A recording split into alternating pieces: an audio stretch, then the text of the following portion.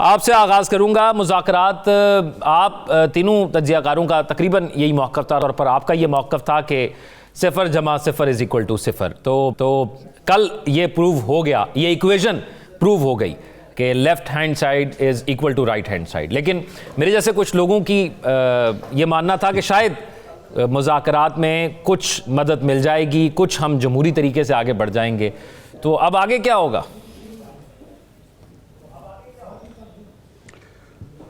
मुज़ाकरात के घड़े से निकला क्या है? क्या कोई ठंडा मीठा पानी निकला है, या वो पुराने मुचड़े हुए नुचड़े हुए इल्ज़ामात के और मुखालफत के कपड़े निकले हैं? अगर आपका ये ख्याल है ज़ौक़ के मुज़ाकरात से हुकूमत को शिकस्त हुई है, तो ये ख्याल इतना मुनासिब इसलिए नहीं है कि हुकूमत का क्या गया। आप जिस फॉर्म 45 और फॉर्म 47 के चक्कर में पड़े हुए थे, उसी फॉर्म 47 की गवर्नमेंट से आपने सिर्फ बैठना ही आपका काफ़ी है। इसका मतलब आपने कबूल कर लिया और फिर यह भी कबूल किया कि हम कुछ लेना चाहते हैं और आप दे सकते हैं। शुरू से ही पता था, अगर शुरू से ही पता था कि इसका नतीजा उसका मुंताज इसी तरह से ही होना है, बैठने की ज़रूरत क्या थी? आपने एक पॉइंट लूज़ किया है और ये पॉइंट बड़ा अहम पॉइंट है जो आपने लूज़ किया है। आपने जो सवाल किया ना कि अब क्या होने वाला है, उसकी तरफ ज़्यादा तवज्जो देते हैं, क्योंकि ये मुज़ाकरात जो है, असल में तो मुज़ाकरात वो होंगे जो कि टीवी पे नज़र नहीं आएंगे। असल में मुज़ाकरात वो होंगे जिन्होंने कि फ़ैसला करना है कि अब क्या करना है और मुल्क और रियासत के लिए कौन सी चीज़ इस वक्त, कौन सा सेटअप, कौन सी स्कीम ऑफ थिंग्स जो है वो इस वक्त रिक्वायर्ड है। फैसले तो वहाँ पे होने हैं। ये तो ऐसे था कि ना आप कुछ दे सकते हैं और वो जो मांगने वाले हैं उनको भी पता है कि ये इन तिलों में तेल नहीं है। आगे क्या होने वाला है? देखिए, जहाँ तक पीटीआई की बात है, और जब हम बात करते हैं ना इसकी यानी अपोजिशन की, तो उसमें पीटीआई ही है, क्योंकि बाकी लोग तो कहीं ना कहीं नज़र आ जाते हैं जुड़े हुए किसी न किसी तरीके से हुकूमत के साथ। पीटीआई के पास क्या रास्ते थे 8 फरवरी के बाद, जब वो कहते हैं कि उनका मैंडेट चोरी हुआ? मुझे ये बता दीजिएगा कि किताब में वो कौन सी ऐसी चीज़ है जो उन्होंने नहीं, यानी स्ट्रैटेजी के तौर पे नहीं अपनाई।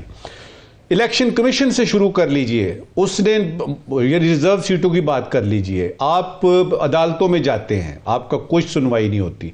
आप जो है वो ख़त लिख देते हैं IMF को और कहते हैं कि जी यानी ये जो कर्जा मिल रहा है इस पर नहीं मिलना चाहिए, ताकि हुकूमत पे प्रेशर पड़े। आप एक्सपर्ट्स पाकिस्तानी जो ओवरसीज पाकिस्तानी हैं उनसे कहते हैं कि जी रेमिटेंसेस ना भेजें।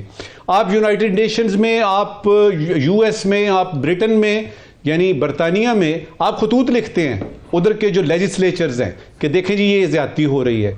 आप एहतजाज करते हैं, आप डी चौक में आते हैं, आप कहते हैं इस्लामाबाद फतह कर लेंगे। आप फिर उसके बाद मुज़ाकरात भी कर लेते हैं और फिर नतीजा क्या निकलता है? अगर उस वक्त से लेकर अब तक देखें तो नतीजा इज एज फॉलोज।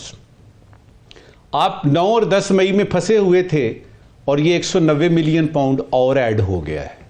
ये नतीजा निकला है। मुझे कोई बताए कि पीटीआई के पास जो है उसका जो थिंक टैंक है, देखिए थिंक टैंक बड़ा जरूरी होता है, वो रास्ता दिखाता है, वो बताता है कि जी देखें इस वक्त ये करेंगे, ऐसे होगा, ऐसे होगा, ऐसे होगा। पीटीआई का थिंक टैंक जो है उसके पास अब क्या रह गया है? वो जी ऐसा है कि डोनाल्ड ट्रंप साहब आएंगे ना, तो उन्होंने आते ही सबसे पहले बात करनी है माय डियर अमेरिकन्स या माय पीपल के बाद उन्होंने कहना है कि Imran Khan must be freed. अच्छा, अब हमने पूरी तकरीर सुनी, इनॉग्रल स्पीच उनकी, बेहतरीन तकरीर उन्होंने की, बड़े मुदब्बराना अंदाज में। हमें तो उसमें से कुछ नज़र नहीं आया। उसका नतीजा क्या निकला? उसका नतीजा ये निकला कि हुकूमत वक्त अपने पैरों पे मजबूत हो गई। उसको जो थोड़ा सा डर शक था वो दूर हो गया। अब अगर नीचे लेवल पे कोई बातें होती हैं कि जी इमरान को ये कर दें, खान को ये कर दें, उसकी इतनी वैल्यू इसलिए नहीं बनती कि हमने तो तवक्कुआत लगाई हुई थी उसके साथ, यानी सीधा सीधा प्रेसिडेंट के साथ। अब मुझे ये बता दीजिएगा कि क्या ऑप्शन रह जाती है। इस सारी सिचुएशन को जब हम देखते हैं तो हमारा तज्जिया ये कहता है कि जहाँ तक पीटीआई का ताल्लुक है, पीटीआई हमें एक मरतबा फिर सड़कों पर नज़र आ रही है। अच्छा, वो इसलिए नजर आ रही है कि इसके अलावा उनके पास और है क्या? सड़कों पे नजर आ रही है और आवाम के लिए, जो पैदल चलने वाले हैं, मोटरसाइकिलों वाले, गाड़ियों वाले, उनके लिए परेशानियां नजर आ रही हैं। हुकूमत ने पहले भी इसको कंट्रोल किया था, अब भी कर लेगी।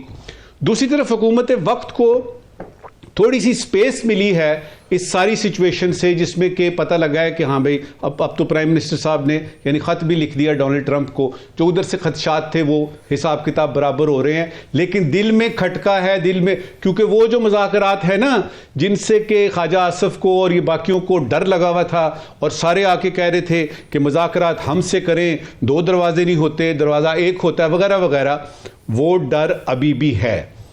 अब आता है कि पीटीआई के पास रास्ता क्या है। अच्छा, इससे पहले यानी एकदम से देख लेते हैं कि पीपल्स पार्टी की सिचुएशन क्या है।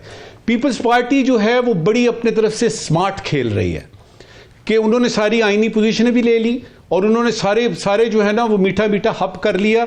अब ये है कि वो पिछले कुछ देर से आपको नजर आ रही है कि हुकूमत वक्त के खिलाफ बातें कर रही है। बाबा, अगर आप खिलाफ बातें कर रहे हैं तो हट जाइए। अच्छा, अब उनके लिए क्या है, उनको रास्ता नजर नहीं आ रहा, क्योंकि बिलावल साहब बनते नजर नहीं आ रहे प्राइम मिनिस्टर। मैं पीपल्स पार्टी के हवाले से आगे जाके हम तफसीलन बात करेंगे। जी बिल्कुल, जी बिल्कुल। आखिरी बात इस वक्त की, ये सारे के सारे जो स्टेक होल्डर्स हैं सियासत के, ये एक तरफ देख रहे हैं कि वहां से क्या इशारा होगा।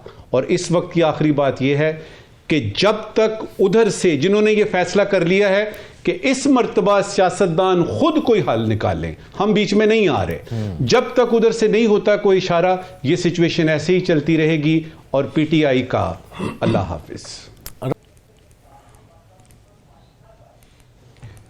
पाकिस्तान पीपल्स पार्टी सीधा सीधा एक छोटी सी बात चाह रही है, ज्यादा उनकी ख्वाहिशात नहीं है। और वो छोटी सी ख्वाहिश ये है कि बिलावल भुट्टो जरदारी साहब को बना दिया जाए प्राइम मिनिस्टर और आसिफा भुट्टो को बना दिया जाए फॉरेन मिनिस्टर। ये छोटी सी उनकी ख्वाहिश है। अगर आप ये अभी पूरी कर देते हैं तो उनके तमाम किस्म की ये सारी बातें जो हैं ये आपकी खत्म हो जाएंगी। नहीं तो फॉरेन के हवाले से तो हुकूमत रेडी हो जाएगी, एक तो पूरी हो जाएगी। अल्लाह करे मैं तो दोनों पूरी हों, कुछ तो बदले ये मंजरनामा, कुछ तो बदले, कम से कम उम्मीद ही होगी कि चलो जी इस हुकूमत से तो कुछ नहीं हुआ।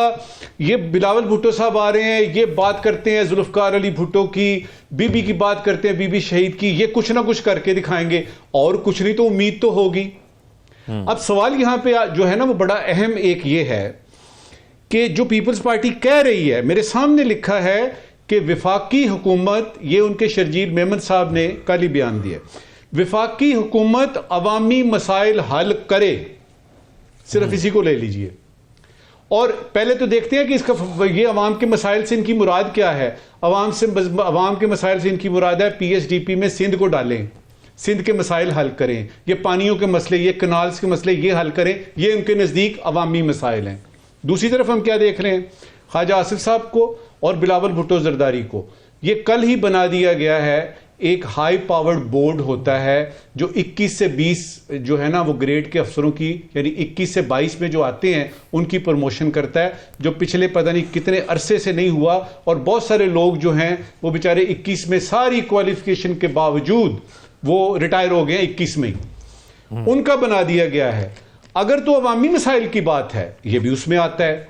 सवाल ये है कि पंजाब से तो ख्वाजा आसिफ साहब आ गए, सिंध से आ गए आपके बिलावल भुट्टो साहब, ये केपी और बलोचिस्तान जो है ये कोई दूर का इलाका है, इनका कोई हक नहीं है कि इनके भी 2 मेंबर्स जो हैं वो बैठे हुए हों। क्यों?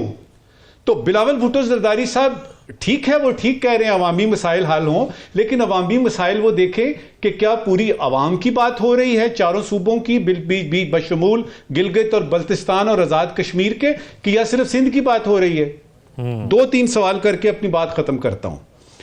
अगर वफाकी हुकूमत अवाम के मसाइल हल नहीं कर रही, आप कहते हैं नहीं कर रही, तो इत्तेहादी होने का ताना क्यों बर्दाश्त कर रहे हैं आप?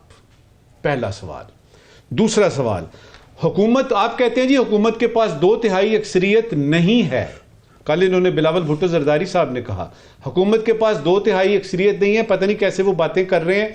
तो उसके जवाब में ये है कि अगर हुकूमत के पास 2/3 अक्सरियत नहीं है तो ये जो 26वीं तरमीम जो आपने बड़ी बढ़ चढ़ के आके अप्रूव करवाई है, इसमें तो 2/3 अक्सरियत अभी अभी अभी अभी इन्होंने जो है वो किया, यानी साबित की है। तो आप ये कैसे कह सकते हैं कि उनके पास 2/3 अक्सरियत नहीं है? तीसरा और आखिरी सवाल, वो कहते हैं जी कि मुल्क में अगर अमन और इस्तेहकाम नहीं है तो वो आना चाहिए।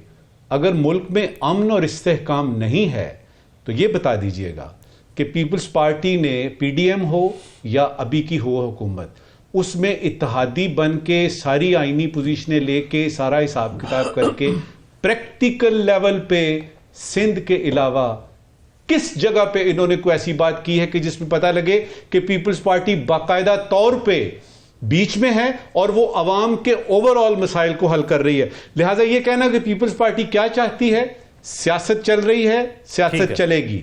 और उसमें मुझे लगता यह है, इस वक्त की आखिरी बात, मुझे लगता यह है कि वो जो डील शुरू में एक हुई थी, जो हमने सुनी कि कुछ अरसा शहबाज शरीफ साहब वजीर आजम रहेंगे, बाद में बिलावल साहब आएंगे, वो डील लगता है कि खटाई में पड़ चुकी है।